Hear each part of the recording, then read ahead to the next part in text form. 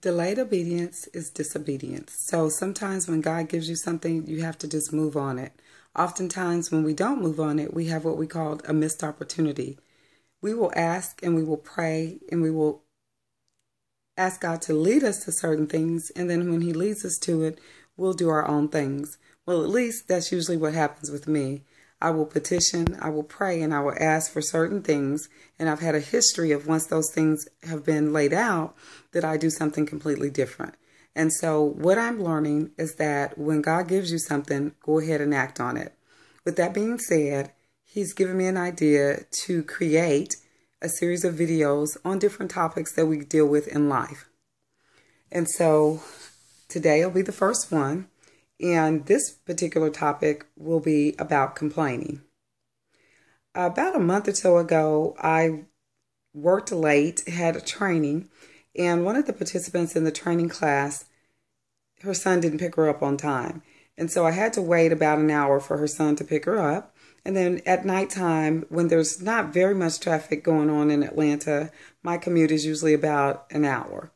And so it's around 10:15 at night. I'm about 10 minutes from the house. I see a police officer pass me, not thinking anything about it, kept driving. Then I saw him turn around and lights are flashing and he's speeding really fast. So I'm thinking he's after a criminal. Well, turns out the criminal was me. He stopped me because I had a headlight that was out. He did not give me a warning. He actually gave me a ticket for the headlight that was out. And so the next day or the day after, I went to AutoZone to get the headlight. And they sold me a headlight for about $18.99, something like that. Turns out it was the right one. But law would have it, if you have big girl taste, you have to have big girl money. So the actual light for my car was over $100. So had the light replaced, going about life, completely forgot about my court date. So this past Monday, I received a letter in the mail Monday evening telling me that I had missed my court date and that I had the ticket plus fines. So that total was about $341.50. Well, I wasn't happy about that. I'm thinking $341.50 for a headlight that was out. I'm thinking, wow, that is crazy, being that there are people who are out here that really are criminals, and I'm getting a ticket for $341 for a headlight that could have easily been a warning. Anyway, I figured I'd go down and speak with them tomorrow, the next day at the courthouse. So the next day that I went to the courthouse and spoke with the young lady, I told her, I completely forgot about my court date. Was there any way that I could either reschedule a court date or have time to pay for the ticket? Being that school just started, a lot of expenses with that. And that particular morning, I had just bought my daughter tires for a car. So I was a little weak on the cash flow. It happens. So she was pretty nice, but nice, nasty. The type that will be sort of kind, but not really. And essentially what she told me was, because I missed my court date, there was nothing they could do. I could pay the $341 and be done with it, or I could pay $200 and set another court date. Well, I didn't have either at the moment. So she then told me that if I didn't pay it by the next day, that my license would be suspended and I would have a warrant out for my arrest. And I'm thinking, really, you've got to be kidding me about a headlight. Nonetheless, that was the verdict. That was it. Nothing else could be done. So I left the courthouse. I wasn't very happy, and I was thinking, wow, where am I going to get this money? Being that I had just spent a good deal of money on things in the last week or so, and even early as that morning. Thank goodness my sister came to the rescue to help me out. And so the next evening, I went to pay the ticket. Well, when I went in, a different clerk was at the window, and I was complaining about the amount of money that it cost and that the officer could have given me a warning and they were taking my last money, etc., etc. Well, of course, I'm going to always notice fashion. So the lady had on a really cute shirt. I get distracted by shiny things and also furry things. The shirt was blue and it had some sequins in it. And she said, "Thanks, it's my daughter's." And she goes, "I lost 70 pounds in the last year." And I'm going, wow, that's great. She said, "Oh, not intentionally. I just had my sixth," yes, 1, 2, 3, 4, 5, sixth open heart surgery. And I said, wow, really? She said, yes. And I said, thank you for making me feel really bad here for complaining about 200 measly little dollars when you've had 6 open heart surgeries and you're so just in a great disposition. She had a great disposition. I said, wow, you're a blessing. And then I thanked her. I said, thank you for reminding me about complaining. I said, here I am complaining about $200 and you have a great attitude and you've survived 6 open heart surgeries. And in that moment, I just felt convicted by God to just pray. So I asked the young lady if she could stick her hand through the little glass. And it was just a tiny little slither where you just could put your money in and they could slide your receipt back. So we both stuck our fingers under the glass and we connected our fingers and we began to pray. And I was just thankful that God had placed her in my life to remind me about complaining. Here this woman was 40 years old, 40, younger than I am, and had 6 open heart surgeries. And she shared with me that each time she had the surgery, that the doctors told her parents that she probably wouldn't make it. And they told her family she probably wouldn't make it. But each time God saw fit to allow her to survive. And that is a walking testimony, and that is a blessing. And who am I to complain about a ticket?